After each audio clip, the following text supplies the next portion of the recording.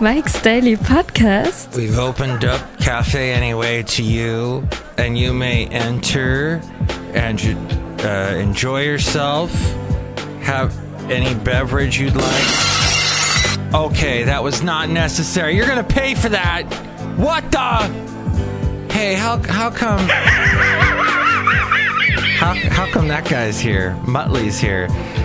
Welcome to the show called Mike's Daily Podcast. Episode 1527, 1527. Let's do a wonderful show today. Mike's Daily Podcast. With Benita, the Disgruntled Fiddle Player, and the Brewmaster. I could sing something maybe a little faster. How about something like this? I could talk really fast, and I could sing about all the things going on in the Bay Area that are really fun. Like I live in Podcaster Valley, and everybody's really nice there, and everybody walks around, and they go, hey, how come we can't drive in the Bay Area? Mike's Daily Podcast. People cannot drive. That's right, Jack. In the Bay Area. There is something, they are just Mike's awful drivers. Daily It's just... Podcast. It's yeah. What they do is, so you're moving along, there's a stoplight in front of you. The light turns green. You're thinking, oh, I'll continue at this not really fast speed, but an adequate speed. And those people ahead, they will accelerate now. They will take off, gradually move through that signal, through that intersection, and then we'll be all moving at the same speed. No, even when the light's green, people just sit there. Come on! Let's go! Look who walked in. Hi, Mark. It's Benita the Rodeo Queen. Hi, I'll do it. I brought my horse down. And to Disgruntled Fiddle Player, tell you what. What? You know that sometimes when a light is green, that's merely a suggestion. It doesn't mean I have to go. I'll do what I want. Oh, so people are being jerks. They're not. They don't have any consideration for the people behind them that want to keep moving. Of course not. Look who else is here. I make the delicious root beer. I'm the Brewmaster. Oh boy! The Brewmaster, everyone. Isn't he wonderful? Thanks. Oh boy! You know, the podcast picture today, because I know that's coming. And here's today's podcast picture. How did I know that? Is of the wonderful, what do you call it? Oh, Valentino, the parking attendant, who is walking in right now. Isn't this exciting?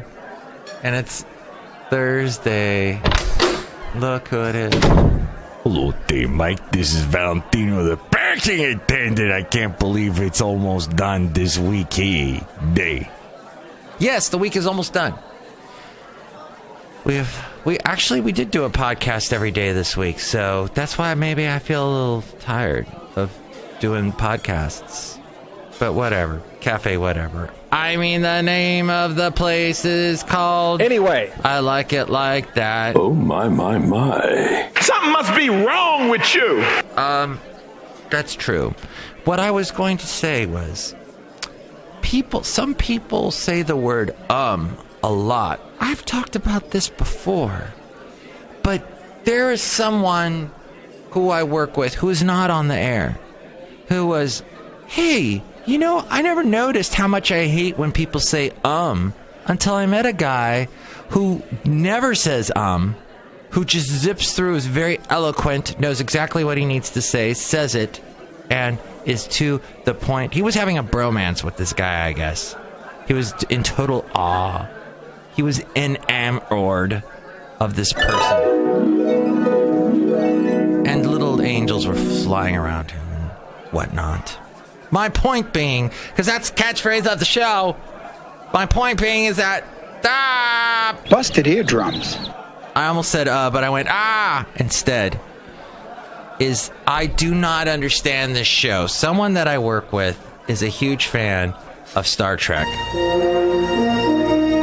And he comes in, and this guy I work with, he's got a really deep voice. Very funny. Sounds something like that. Very funny. And he goes, hey, I found something for you. You're going to enjoy this. And I go, what is it? He goes, now I know you canceled Netflix, but I have every single episode and every season of the television show Star Trek Continues. My friend, my bubbly bobble-headed friend, let me tell you, you can watch all of these. You don't need this person, this Star Trek fan, to make the CDs for you, the DVDs for you. No, you can find them all on YouTube. Yes, all the episodes. In fact, what it is he didn't quite explain to me what it was, so I had to watch him. It was very nice of him to make the DVDs for me. But what it is fans of this show. Okay, so Doctor Who, I will relate to Doctor Who very briefly, that there was a time in one of the episodes back in the late 60s where Patrick McDoohan, no, that's the guy from Patrick McNee, no, that was the guy from The Prisoner. And then Patrick McNee is from Avengers. Patrick McDoohan, everybody's named Patrick in this one area that makes a lot of British TV shows, apparently. I don't think that's... I'm making a bold statement. That is... No, it was Troughton. I forgot his first name. He was the second Doctor Who. So when the Doctor gets mortally wounded, as I explained in the last show, he will regenerate into a new Doctor, a new actor who will then take on the show for however many years, the longest being Tom Baker. So, but when Patrick Troughton, I'm saying his name wrong, became the John... Oh, nobody's names? That's so weird. I usually know these names right off the bat. Anyway, the third Doctor, when they never showed him regenerating, some Doctor Who fan person was able to track down the third Doctor actor. He was out of work at that. He's since passed away. But he was able to get in touch with him and say, hey, do you want to do... I kind of look a little like if you and the second Doctor had a baby. I kind of look like the two of you. And maybe we could do a show, a little episode, and I'll fund it, where I'll be the guy that, like, I'm transforming between the two. It's crazy. Somebody had this dream, a sci-fi nerd, crazy Doctor Who, crazy fan, and they went ahead and did it, and they made it. And this is on YouTube as well. Well, somebody is a huge Star Trek fan and made these episodes of what if the cast of Star Trek continued making television shows. And he himself, this guy, he directs these shows, these Star Trek episodes. He plays Captain Kirk, and he is the director. He produces them, does everything, writes the script, and everybody. Okay, he's the best similar person to. He's trying to be William Shatner. And although he doesn't sound like William Shatner, he's got the look down of William Shatner, the way that William looked in the early Star Trek episodes. Here's a little clip. We shouldn't even be having this conversation. That's William Shatner, supposedly. My position is not based upon Commander Garrett's gender. That's supposed to be Spock. That's Spock. Despite our charter, our values, Starfleet has never given a woman command of a Constitution class. That's supposed to be William Shatner. He looks like him. Doesn't sound like him, but looks like him. The way the cards fell, but he's got that swagger. Good to be considered here. Okay, you can watch all those. They're online. Yeah. Okay, so I was watching the first one, and now I understand. And the quality is pretty good. How they do it. Oh yeah, this was the Doctor. We have accepted your plea that there is evil in the universe that must be fought, and that you still have a part to play in that battle. Yeah, that was the second Doctor. Oh, and this is the one where the guy actually made...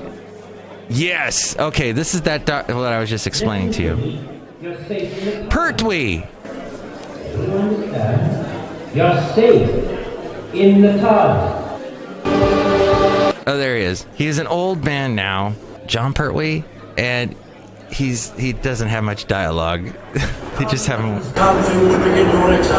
They spent a lot of money on this. It's called the Second Doctor's Regeneration, the 2014 Deluxe Edition. And they were able to, while Pertwee was still alive, both those doctors have since passed away, but they were able to make a fun. And then they have made all these other interesting fan things where they've taken pieces of, let's say, the British actor had done a different thing other than Doctor Who, and they've pieced together these. They've taken, like, so this is the Doctor, but actually that actor's playing a completely different role in maybe a spy film or something, and they go, okay, look, and he's doing this, and they create these entire episodes. And they do that with other shows as well. It's the amazing creative world in which we live, isn't it? Apparently, they hit their own city, North Korea. They launched a missile. We're finding out about this now, but apparently it crashed into a town. They don't know how many people were killed. This happened last spring. And it hit a city called Tokchon. It has a population of more than 200,000. But it hit a agricultural area and missed a very crowded area. So they don't know how many people were killed. But that, of course, was covered up by the people in North Korea. And then you've heard about the Steve Bannon thing. About how, in a book, he said this about Donald Trump's son, collusion, and I don't know. You've heard about it, but this is what you may not know, is that alcohol damages stem cell DNA and increases cancer risk. This according to Reuters. Apparently, drinking alcohol produces a harmful chemical in the body, which can lead to permanent genetic damage in the DNA of stem cells, increasing the risk of cancer. This in a report that was published yesterday. Working with mice in laboratories, British scientists used chromosome analysis and DNA sequencing to examine the genetic damage caused by acetaldehyde, a harmful chemical produced when the body processes alcohol. Their findings offered more detail about how alcohol increases the risk of developing 7 types of cancer, including common forms such as breast and bowel cancer. It also showed how the body seeks to defend against the damage alcohol can do. Quote, some cancers develop due to DNA damage in stem cells, while some damage occurs by chance. Our findings suggest that drinking alcohol can increase the risk of damage. The Medical Research Council Laboratory of Molecular Biology led the study. World Health Organization's International Agency for Research on Cancer classifies alcohol as a Group 1 carcinogen, citing convincing evidence it causes cancer in humans. A study published in 2011 found that alcohol is responsible for around 4% of all cancer in Britain, equating to around 12,800 causes a year. And in the study, they gave diluted alcohol to mice and then analyzed the effect on their DNA. They found that acetaldehyde can break and damage DNA within blood stem cells, permanently altering the DNA sequencing within the cells. Damn, acetaldehyde. Now, when healthy stem cells become faulty, they can give rise to cancerous cells, is how they are saying. Researchers also looked at how the body tries to protect itself against damage caused by alcohol. The first line of defense is a group of enzymes called aldehyde dehydrogenases, or ALDHs. These break down the acetaldehyde into acetate, which cells can then use as a source of protein. So you just need more of that, and you'll be fine. You'll have all this superpowers. But when mice lacking a critical ALDH enzyme were given alcohol, their DNA suffered 4 times as damage compared with mice with a properly functioning version of enzymes. So Drink in moderation. Or don't drink at all. And then you'll be a really fun person. Wow. And they told me coffee's bad for me. Or is it good for me? I don't know. I'm confused. Trump's lawyers send a cease and desist letter to Bannon. Bannon says he still supports Trump. Bannon's got apparently some radio show on Sirius XM. You can listen to anybody on Sirius XM. Ivanka Trump. She's lovely. She and her husband, Jared Kushner, he's lovely, made a deal when they came to Washington to serve in the White House that the first daughter would become the first female president if the opportunity arose, according to an upcoming book obtained by The Guardian. Yes, that same Fire and Fury book, which we've heard, which is the whole reason why this whole... They will be met with fire, fury, and frankly power, the likes of which this world has never seen before. The one that got Steve Bannon into trouble. The book Fire and Fury Inside the Trump White House is based on over 200 interviews with the president and prominent figures inside and outside the administration. It includes tidbits about the Trump White House key players, including the deal between Trump's elder daughter and her husband. Between themselves, the two had made an earnest deal if sometime in the future the opportunity arose, she'd be the one to run for president. The first woman president Ivanka entertained would not be Hillary Clinton, it would be Ivanka Trump. The book goes on to explain the feud between former White House chief strategist Steve Bannon and the first daughter and her husband. Bannon, who had coined the term Jarvanka, that was now in even greater use in the White House, was horrified when the couple's deal was reported to him. They didn't say that, he said. Stop. Oh, come on. They didn't actually say that. Please don't tell me that. Oh, my God, he said. Bannon has long been vocal about his disdain for the couple, whom he worked alongside during his time in the White House. In an interview with Vanity Fair, he said the railhead of all bad decisions is the same railhead, Jarvanka. And the president rebuked Bannon after hearing about, well, the other stuff, too. Experts are saying that there are security flaws. All phones and computers are at risk. Processors from Intel and AMD that could let hackers steal sensitive information from millions of devices. According to a report released Wednesday, the two bugs affect everything from laptops and tablets to smartphones and even internet servers from the last decade. It's left developers scrambling to find fixes, and experts say the impact will vary from product to product. Yes, so they said yesterday, security researchers said, a set of security flaws that they said could let hackers steal sensitive information from nearly every modern computing device containing chips from Intel, Advanced Micro Devices, Inc., and ARM Holdings. One of the bugs is specific to Intel, but another affects laptops, desktops, smartphones, tablets, and internet servers alike. Intel and ARM insist that the issue was not a design flaw, but it will require users to download a patch and update their operating systems to fix it. Phones, PCs, everything are going to have some impact, but it'll vary from product to product. Researchers with Google, in conjunction with academic and industry researchers from several countries, discovered two flaws.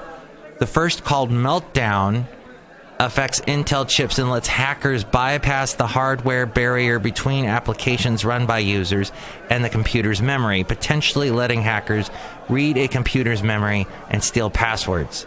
The second, called Spectre, affects chips from Intel, AMD, and ARM and lets hackers potentially trick otherwise error-free applications into giving up secret information. The researchers said Apple and Microsoft had patches ready for users for desktop computing affected by Meltdown. Microsoft declined to comment, and Apple did not immediately return requests for comment. Apple, by the way, people that use Apple products are always, they can never get bugs. They can never get hacked. They're supercomputers. One of the researchers for the Graz University of Technology who discovered Meltdown said it's probably one of the worst CPU bugs ever found. In an interview with Reuters, Graz said Meltdown was the more serious problem in the short term, but could be decisively stopped with software patches.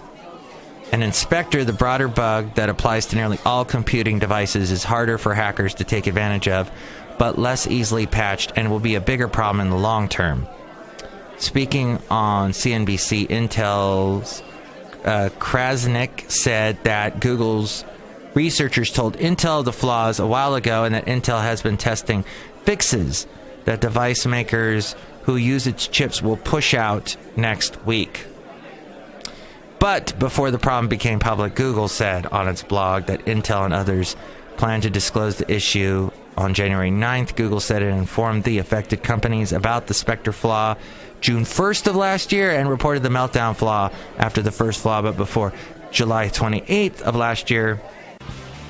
As we go outside of Café Anyway, we're bringing you Mike's Daily Podcast somewhere in Podcaster Valley.